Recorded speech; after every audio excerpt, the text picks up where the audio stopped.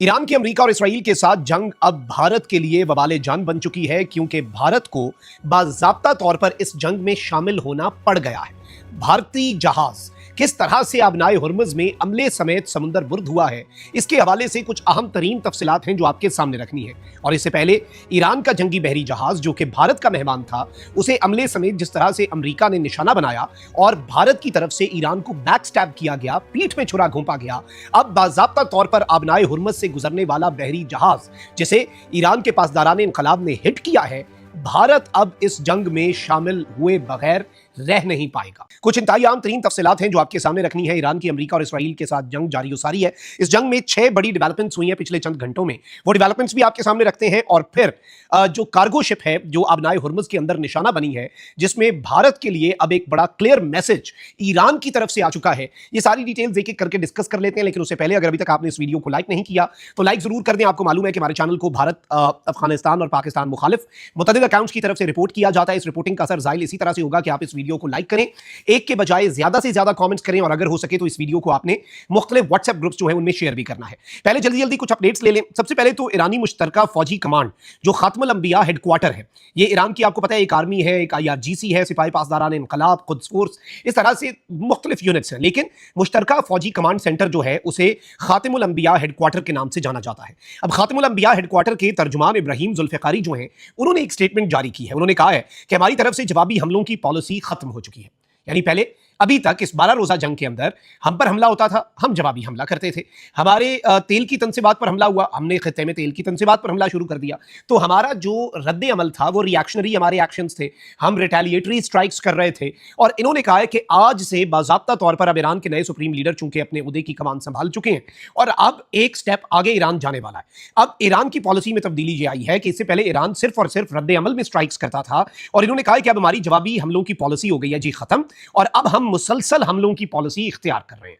यानी अब हम अपनी सरजमीन पर हमलों का इंतजार नहीं करेंगे, अब कॉन्टिन्यूअस अटैक्स और कॉन्टिन्यूअस स्ट्राइक्स जो हैं वो हम कैरी आउट करेंगे। इब्राहिम जुल्फ़िकारी ने अपने बयान में कहा कि अमेरिका इसराइल को मुकम्मल सजा मिलने तक एक के बाद एक हमला करेंगे और हम अब नहीं रुकेंगे। इसके साथ ही साथ आबनाए हुर्मुज़ में ईरान ने जो सी माइंस हैं वो बिछाना शुरू कर दी हैं, और ये एक बड़ा तशवीशनाक पहलू होगा। ये इनके लिए बड़ा परेशान कुन भी है, दर्द सर भी है। और आबनाए हुर्मुज़ जो है वो तेल की जो गुजरगाह है उसकी अहमियत का तो पूरी दुनिया को पता चल गया कि कितनी अहम तरीन ये तेल की गुजरगाह है कि आज पूरी दुनिया हिलकर रह गई है। और अमेरिका चाहकर भी ईरान से ये रास्ता क्लियर नहीं करवा पाएगा, क्योंकि ईरान ने यहाँ पर बारूदी सुरंगें बिछा दी हैं।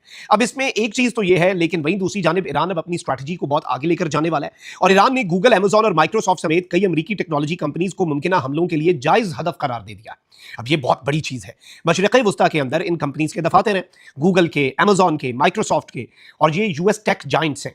ईरान ने कहा है कि ये हमारे लिए एक जायज़ हदफ होंगे, यानी हमारे लिए एक बिल्कुल ऐसा हदफ जिस पे हम जवाबी कार्रवाई कर सकते हैं। और मशरिक़ वस्ता में इनके दफातर और डाटा सेंटर्स जो हैं उनकी फहरिस्त भी जारी कर दी है कि ये वाला दफ्तर फलाने मिडल ईस्ट के कंट्री के फलाने शहर में, और इनके यहाँ पर डाटा सेंटर्स हैं। ईरानी खबर एजेंसी तस्नीम के मुताबिक ईरान दुश्मन के टेक्नोलॉजी इंफ्रास्ट्रक्चर को निशाना बनाने की तैयारी कर रहा है। टेलीग्राम पर जारी एक पोस्ट में खबर एजेंसी ने कतर, इसराइल, मुत्तहिदा अरब अमारात और बहरीन में इन कंपनियों के 29 दफातर, डाटा सेंटर्स और तहकीकी मराकज़ जो हैं उनकी फहरिस्त जारी कर दी है। रिपोर्ट में अमेरिकी टेक कंपनियों एनवीडिया और प्लेंटर, IBM और ऑरेकल जो है उन्हें भी मुमकिन हदफ, if I am pronouncing the names right, उनको भी मुमकिन हदफ के तौर पर उनके नाम दे दिए गए हैं। खबर एजेंसी के मुताबिक जैसे जैसे इलाकाई जंग इंफ्रास्ट्रक्चर की जंग में तब्दील हो रही है, ईरान के जायज़ अहदाफ का दायरा कार भी बतदरीज जो है वो वसी तर होता जा रहा है। तो ईरान ने अब ये पॉलिसी जो है ये भी अपना दी है। आगे बढ़ते हैं नाज़रीन इकराम, एक और ईरान की मुसल्लह अफवाज ने वार्निंग जारी की है, और आपको अब समझ आ रही होगी कि ईरान अब मजीद जारहाना इनिंग्स खेलने की तरफ बहुत तेजी से बढ़ रहा है।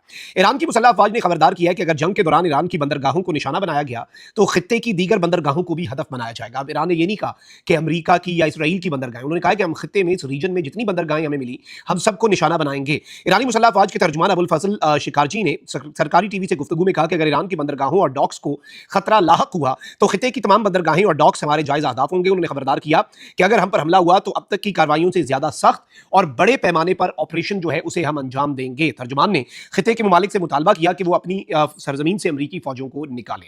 अब एक ये डेवलपमेंट भी आ गई आपके सामने। एक और खबर जो है वो भी लेटेस्ट खबर ले लें। ईरान के पासदारान इनकलाब ने ये स्टेटमेंट जारी की है और इनकी बहरिया के जो कमांडर हैं अली रजा तंगसीरी, इन्होंने कहा कि आबनाए हुर्मस से गुजरने वाला कोई भी जहाज ईरान की इजाजत के बगैर वहां से नहीं गुजर सकेगा। और इन्होंने आबनाए हुर्मस से गुजरने की इजाजत के बारे में इन्होंने ये कह दिया है कि जी कुछ जहाज जो है उनको हमने निशाना बनाया है। और एक्सप्रेस रूम और मायूरी नारी नामी जहाज़ों के अमले से इन्होंने ये ट्वीट किया कि पूछा जाना चाहिए कि जिन्होंने खोखले वादों पर भरोसा करते हुए ईरानी इंतबा को नजरअंदाज किया और आबनाए हुर्मस से गुजरने की कोशिश की, ताहम वो इसमें नाकाम रहे। अब नाज़रीन इकराम आ जाए असल चीज़ के ऊपर। ईरान जो है क्या वो रूस के बहरी जहाज़ों को तबाह करेगा? कतन नहीं, एब्सोल्युटली नॉट। वो तो इनकी मदद कर रहे हैं। ईरान क्या चीन के बहरी जहाज़ों को तबाह करेगा? कतन नहीं, कभी भी नहीं। ईरान ऐसा सोचेगा भी नहीं, not even in their wildest dreams. Iran would never think of that. अब ये चीज़ आप ज़हन में रखें कि भारत और ईरान के दरमियान बड़ी कॉपरेशन और कोलैबोरेशन चली, लेकिन पिछले साल की 12 रोज़ा जंग के अंदर भी इन्हें समझ लग गई ईरान वालों को कि भारतीय एजेंट्स जो ईरान की सरजमीन पर हैं वो सिर्फ पाकिस्तान के खिलाफ बीएलए की दहशतगर्दी नहीं करवा रहे, वो किसी और के साथ भी काम कर रहे हैं और ईरान के खिलाफ भी काम कर रहे हैं। फिर इन्होंने वीजा की पाबंदियां लगाई, चाबहार बंदरगाह वाला मामला भी खटाई में पड़ा। और अब तो ईरान को जो बैक स्टैप किया गया है नरेंद्र मोदी के भारत की तरफ से, इंडिया की तरफ से, वो पूरी दुनिया देख चुकी है। ईरान को किस तरह से बैक स्टैप किया गया। इनके अपने जो सेन कुछ थोड़ी सी अकल की बात करने वाली जो वॉइसेज हैं इनसाइड इंडिया, वो कह रहे हैं कि भाई हमने धोखा दिया, हमने बैक स्टैप किया, हमने ज्यादती की, हमने जुल्म किया, हमने यहाँ पे अपने मेहमान बुलाकर उन्हें मरवा दिया। ज्यादा से ज्यादा ये हो सकता था आप उनके लिए ना लड़ते, आप उन्हें अपने मुल्क से जाने का ही ना कहते, आप उन्हें कहते आप रुकें, जब जमाना यमन आया आप चले जाइएगा, आप हमारे मेहमान हैं, अभी समुद्र में हालात कशीदा हैं। और फिर मदद के लिए भी श्रीलंकन नेवी जो है उसने रेस्क्यू ऑपरेशन किया, वो एक अलग चीज़ है। अब खबर किसकी है जी? एनडीटीवी की, यानी मेरी खबर नहीं है, इंडियन मीडिया की है। और वो कहते हैं कि breaking news, cargo ship attacked in Hormuz. आबनाए हुर्मस में, स्ट्रेट ऑफ हुर्मस में एक कार्गो शिप को किया गया attack. Cargo ship sailing to India attacked in strait of Hormuz, says Thai navy.